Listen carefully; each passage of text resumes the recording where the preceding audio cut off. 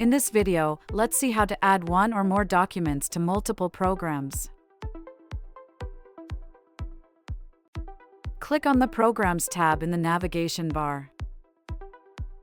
Select the checkbox next to the program name to select the program, or click the top checkbox to select all programs. After selecting the programs, click the Bulk Update Settings button. Select Enroll Form from the Program Options menu. Toggle the switch next to Required Documents to enable it.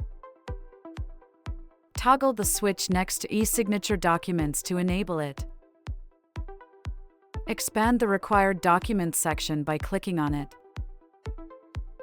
Choose the documents you want to add from the Required Documents drop-down menu. You can select as many documents from the list as you want. Expand the eSignature Documents section in the form. Choose the documents you want to add from the eSignature Documents drop-down menu. You can add as many documents as you need to. Click the Update button at the bottom of the form to save the changes. Confirm the bulk update by clicking the Update button in the warning modal.